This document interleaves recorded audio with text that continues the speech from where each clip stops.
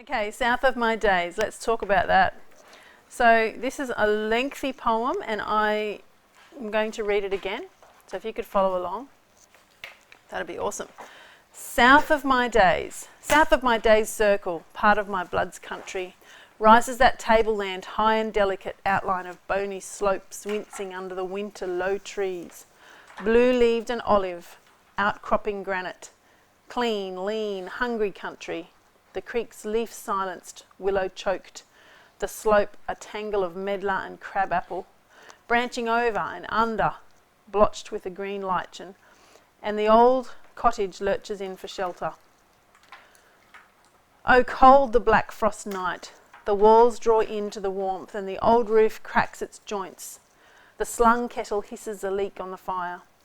Hardly to believe that summer will turn up again some day in a wave of rambler roses, thrust its hot face in here to tell another yarn. A story old Dan can spin into a blanket against the winter. 70 years of stories he clutches round his bones. 70 summers are hived in him like old honey. Droving that year, Charleville to the Hunter, 1901 it was, and the drought beginning, 60 head left at the McIntyre and the mud round them hardened like iron. And the yellow boy died in the sulky ahead with the gear, but the horse went on. Stopped at the sandy camp and waited in the evening. It was the flies we seen first, swarming like bees. Came to the Hunter, 300 head of 1,000, cruel to keep 'em alive, and the river was dust. Or mustering up in the bogongs in the autumn when the blizzards came early. Brought them down, we brought them down. What aren't there yet? Or driving for cobs on the run up from Tamworth, thunderbolt at the top of Hungry Hill, and I give him a wink. I wouldn't wait long, Fred, not if I was you. The troopers are just behind, coming for that job at Hillgrove. He went like a loony, him on his big black horse. Oh, they slide and they vanish as he shuffles, the years like a pack of conjurer's cards. True or not, it's all the same, and the frost on the roof cracks like a whip, and the back log breaks into ash. Wake, old man, this is winter, and the yarns are over. No one is listening. South of my days circle, I know it dark against the stars, the high lean country full of old stories that still go walking in my sleep.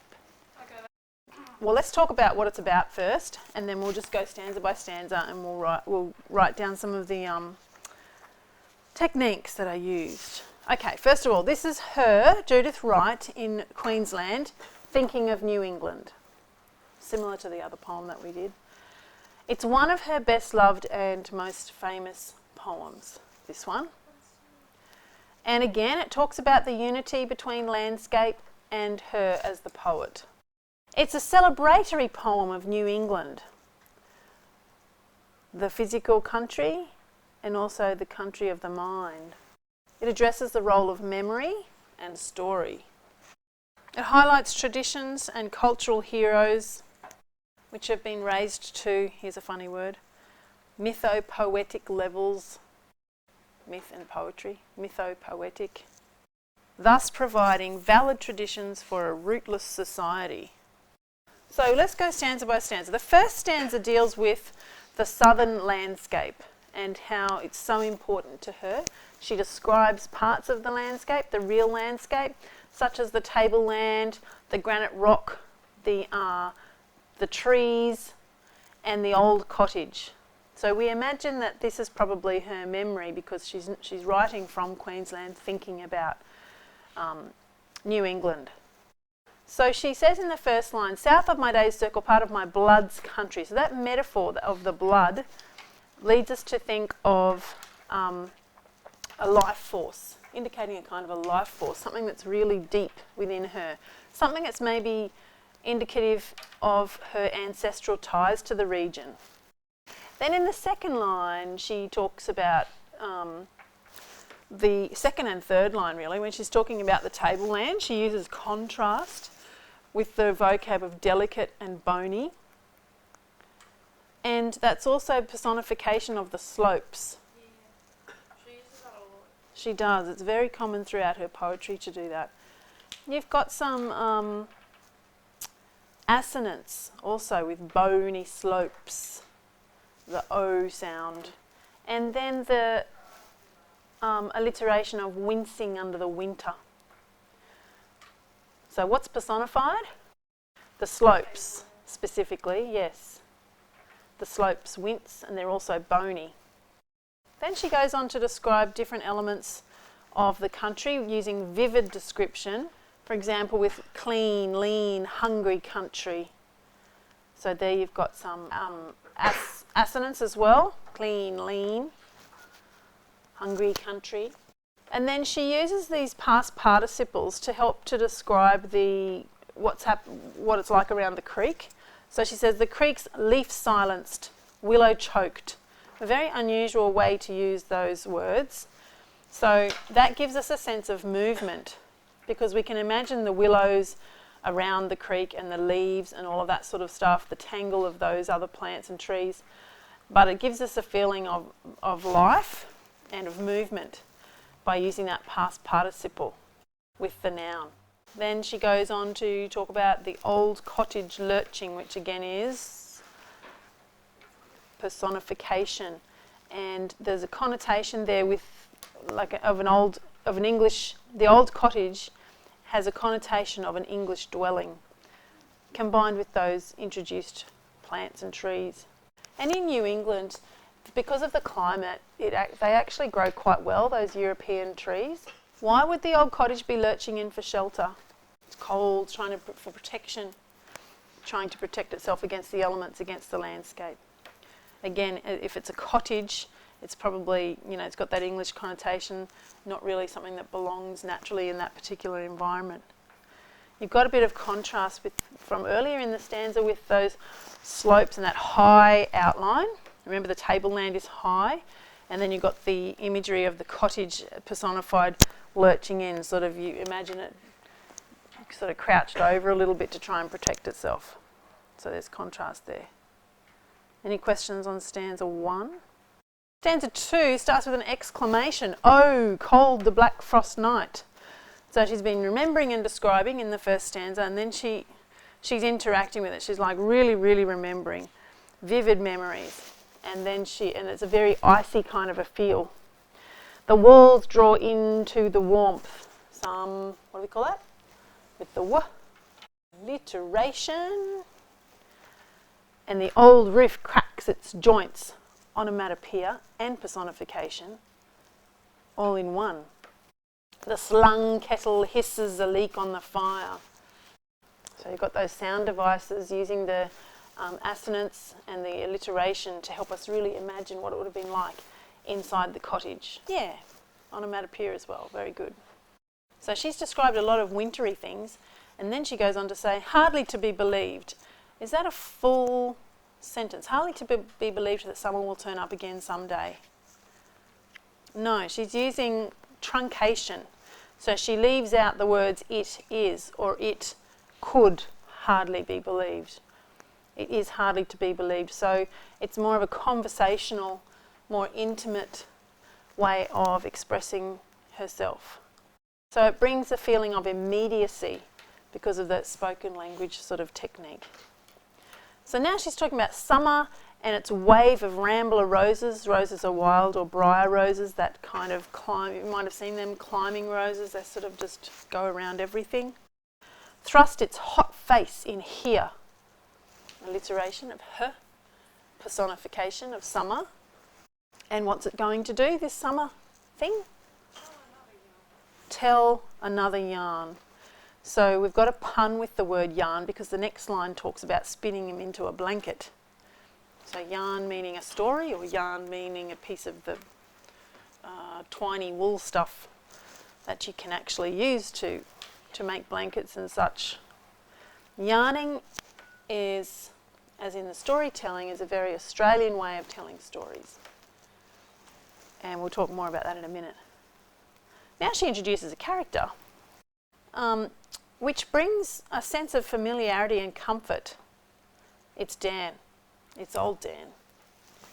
And we probably all know a Dan, or we've heard of a Dan before. And he's the one who comes to visit. He's a traveller. Comes to visit and he tells all of his wonderful stories. And she says he can spin the yarns into a blanket. So a blanket gives that feeling of comfort, familiarity and protection and warmth. And she goes on to say, against the winter. So do you think it's a positive connotation when this Dan comes to visit with all of his stories? Yes, it is. However, we will talk a little bit more about that. There's another element to it as well. He's an older gentleman. How do we know? Oh, old Jan, of course. But then it goes on to 70 years as well, of stories. He clutches. Lots of nice sibilance. You could almost hear his voice starting up with that sibilance. Round his bones, 70 summers are hived in him like old honey. Simile like old honey. Alliteration in the hived in him and honey. Now, Dan is a stockman who also drove, I should say, for the Cob Encode Coaches. You know what the Cob Encode Coaches are? So Cob Encode was a company that was in Australia from, it's established 1853 and it kept going until 1927. There was also a company in the United States, New Zealand and South Africa. So it was stagecoaches. And the stagecoaches would make deliveries to and from the goldfields or the outback towns that were very remote. And so they had to be driven, so people would obviously drive the stagecoaches. And those are the things that the bushrangers would hold up, because sometimes there'd be little bits of treasures and gold that were transported as well as the mail and the messages and the passengers. So there we also have a lot of Australian colonial story and tradition coming through in the embodiment of this old Dan character who comes and tells his yarns in a very Australian way as well. Thunderbolt. Who's he? He was a famous New South Wales bushranger. His real name was Fred Ward, and he menaced the roads all the way from Newcastle to the Queensland border, which is a long, long way in those days. You couldn't just jump in a car and drive. So he had a favourite little spot coming down from Armidale, because there were goldfields up near there. Coming down from Armidale at a place called Hungry Hill, there's a place called Thunderbolt's Rock where he would like to rob stagecoaches. And he was eventually shot in Uralla in 1870. Fun fact. So old Dan is going to tell some stories, or little bits and pieces of stories, about all of these things. Troopers, you know what troopers were? The policemen. All right, so stanzas 3 and 4 then are Dan's stories. So there's a shift from Judith Wright remembering a place, a real physical place, and personifying that through Summer and the old cottage, and she's introduced a character. Now the character is speaking. And presumably we're in the cottage, you can imagine us in the cottage with her there as well, listening to old Dan.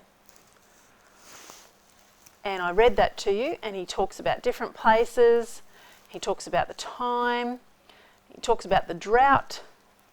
There's a simile with hardened like iron, about halfway through that stanza 3. Talks about tragedy. What's tragic that happens in stanza 3? Yeah, why would he be yellow? Could be Asian, because there were lots of Chinese people who came to Australia during the gold rush times. He could have... The first half, well not half, like the first two stanzas are sort of formal, and then they start getting like colloquial. Good girl. That's exactly what happens. And we'll talk about that in just a second. Is he telling a story? Yeah. And he's doing the real Australian way of yarning, and not just the structure of a story being a yarn, because yarns are drawn out, exaggerated, maybe sometimes they're disjointed as well. Not just what's in what he says, but it's how he says it. You're exactly right. The yellow boy, he could have had yellow fever as well, the yellow boy who died. He could be yellow because he's jaundiced. But the horse goes on. Does that really stoic hardiness that we can relate to our Australian landscape? That was the very real thing for the lifestyle of the people in those days. People died, there were tragedies, it was a very, very harsh environment and a very, very hard life. And that comes through in his yarns there. He mentions more places, and then he says it was the flies we seen first. What do you notice about we seen first? He's using colloquial language. Let's write that down. And he's using incorrect grammar, which is very common in this kind of storytelling, isn't it? There's a simile there. What's the simile? It was the flies we see. Swarming like bees. Very good. So he is able to paint a picture as well. It says 300 head of 1,000. What is he talking about? What does that mean? Cattle. So that's his droving experience, that he had to drive these cattle. And the river was dust, drought, the tragedy. So there's a paradox of the tragedy of drought. He uses the idiom of the bushman, the way of speaking, the sayings of the bushman. And very, very real landscape issue of the drought, severe drought, and he says it was cruel to keep them alive. Then in stanza 4 he continues with his stories. So about Dan's stories we can say that they have a feeling of desperation and fatality. We can say that his stories establish a relationship between the land and the people, or remind us of that relationship. We can say that his stories awaken or remind us of a bush tradition that, in fact, Judith Wright was not particularly keen on. And I think, from what I can remember, this is the only poem where she sort of brings out that bush tradition. She prefers to steer clear of it. Think about why she may not have liked it. Stanza 4, we're continuing on with his stories, and he talks again about different places, explains what he did using repetition, brought them down. What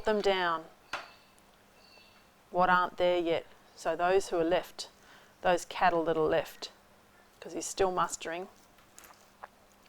And then he talks about driving for Cob, which we know, I've explained to you, is the Cob Encode Coach Company. From Tamworth, Thunderbolt. I've told you who Thunderbolt is, at the top of Hungry Hill. I've even told you what that is. And I give him a wink. Is that correct grammar? Colloquial language. Who do you think him could be? It's actually Thunderbolt, or Fred. Thunderbolt the bushranger. So he's had an interchange. He's telling a story, and he's a bit of the hero because it's so exciting to have met a famous bushranger. And he's giving him a little bit of a heads up with the wink. The troopers are there. Look out. And he uses his first name to create a feeling of mateship, as though they're, really great friends and they've known each other forever. Fred. Very Aussie way of telling a story as well. I wouldn't wait long, Fred, he says. Not if I was you. The troopers are just behind, coming for that job. What's the job? The robbery. So they're on the hunt, they're after him at Hillgrove. Then he says, he went like a loony. What could be loony? Lunatic, short for lunatic. Australians often shorten words. Him on his black horse. That's the end of Dan's stories. But we notice from both of those stanzas with the stories that Dan's stories are disjointed in structure. They are recount style, so he's retelling what's happened in the past. And here are 3 words you may or may not know. They're laconic, which means they're short, concise, succinct. They're droll. They have a curious, unusual element that makes us almost laugh at him because they're so unusual. And they're understated. Laconic, droll, understated. So those 2 stanzas there highlight the yarn storytelling tradition. And there were lots of other poets early in our history who celebrated that bush tradition. Stanza 5. Now the poet comes back. So she must have been sitting there listening as we imagine this story playing out. Then she comes back and comments on his stories and says, oh, they, meaning Dan's stories and his characters, they slide and they vanish, giving a sense of that they may be even made up, may not even be real. I'm sure everybody's got an uncle or a grandfather a bit like old Dan who makes up these stories or embellishes them. As he shuffles the years like a pack of conjurer's cards, the connotation of him being a trickster and the tales being rearranged through the use of the vocab conjurer and shuffling. He shuffles the ears. It's a simile as well. Yeah, correct. True or not, it's all the same. So the stories could be true. They could have some element of truth in them. It's all the same. And the frost on the roof, alliteration. Cracks like a whip. So cracks like a whip is very effective. Why? Onomatopoeia almost? Both. So onomatopoeic, that crack is, and then like a whip. And we can hear the sound because of the onomatopoeia. And we're also reminded of his droving. So he would have actually been cracking whips. So we're reminded of his stories. Driving and droving, probably driving, he would have, driving the stagecoaches, he would have used a whip as well. And the backlog breaks. Really cool rhythm in that, combined with that alliteration. Backlog. The backlog is the log in the fire. Anyone got a fire in their house? It would have been, well, you might be able to imagine, but in those days the fires would have been like more open from the wood heaters that we have today. And if you wanted it to last a long time, you'd have the big log towards the back of the fire so that it could burn slowly for hours and hours and hours. So if that back log is breaking, the biggest, thickest log in the fire, how long have they been sitting there listening to all of Dan's stories? Long time. It's late in the night and it breaks into ash. Wake, old man. Very short, sharp sentence. Instruction. An instruction. Does she sound annoyed with him? Do you think? Yeah, sort of, because it's abrupt. It's quite abrupt, isn't it? Yeah, good word. I feel like she's losing patience with him. They've been sitting there a long time and she's sort of, wake up. Enough of your long, embellished stories. This is winter and the yarns are over. She's kind of wanting to bring him back into reality. But it also highlights the theatricality of Dan's yarning and how they were entertained for a very long time listening to his stories. With the backlog breaking too, I forgot to mention, there's what we call an elegiac mood. So the mood of an elegy. An elegy is a poem, do you remember from Year 9? The elegy? A mournful poem, usually about death. So that gives us the feeling of things being over, finished. So almost like the bush tradition itself is over, finished, maybe even irrelevant these days. She seems impatient with it and with him. And especially when she then finishes that stanza with, no one is listening. So come back to the present. We're all finished with your yarns and stories. The very last stanza, which is quite short, brings us back to the beginning and to the title. It says, South of my day's circle. That's exactly how the poem starts, South of my day's circle. And the structure, the fact that she's beginning and ending with that is kind of circular as well. And I mentioned the title as well. I know it dark against the stars, the high lean country. Again, she's referring to the tablelands that she talked about in the first stanza. Full of old stories. So she's referring now not only to Dan's stories, or maybe Dan's stories have reminded her that she's got her stories. She's got her family stories. She's got her past history back in Armidale, or in New England, I should say. So it's alluding to the poet's relationship to the past. And this stanza is saying that stories go on. Stories are intrinsic for all of us. We have our own family stories, our own stories of identity. So the Highland country is full of old stories for her that still go walking in my sleep.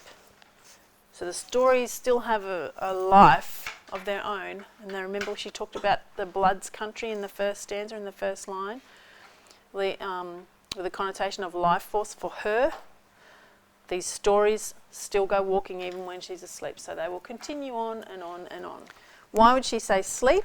Maybe she's referring to her absence or her death or an unconscious state. That last stanza has a bit of a soothing tone, and a feeling of a finishing point. Throughout the whole poem, especially in the middle bit, there is a bit of an allusion to mythical stories or myth. There's a mythic dimension to it, like I talked about with the bush tradition. When we're thinking about Dan's language, there are a few points I want to bring out. We've already talked about idiom and structures that are very Australian. But he leaves out things like auxiliary verbs, prepositions and pronouns that we all sometimes do when we're talking and we're telling our stories. I mentioned Fred and the iconic gesture of matiness instead of calling him Thunderbolt. Euphemism, we often do that. So the euphemism was when he said that job instead of robbery. And the use of the loony for lunatic brings out a comic element. Somewhere I read that it could also mean like a moon, like the lunar, because loony is often spelt L-O-O-N-Y instead of L-U-N-Y. So one commentator sort of said, well, that's the moon, which would link with the landscape, I guess. Speech rhythms of Dan's, capture the Australian speech flow as well. Oh, and I already mentioned that bit. So this poem also, you need to write down romantic poetry. This is reminiscent of Samuel Taylor Coleridge's conversation poems. He was an English poet, a romantic poet, who lived from 1875 to 1912, and he had a collection of 8 poems which people call the conversation poems. So you might like to read those as extra study. Ones that I would recommend are Frost at Midnight and Lime Tree Bower My Prison. And those poems had a very loose more like random thoughts, almost stream of consciousness type thing with recurrent images in it, which is what she's done here. And at first, when you first read it, you probably, I think you said, Andrew, seems a bit, was that you? A bit disjointed, weird. Yeah, he said disjointed and I just said straight up messy. Messy. When you got to the middle bit, I was like, what? What on earth is happening? Do you understand now? Yeah. Oh, good. And so that's reminiscent of Coleridge's poetry. Okay, so that's it for that poem, unless you have any other questions or comments.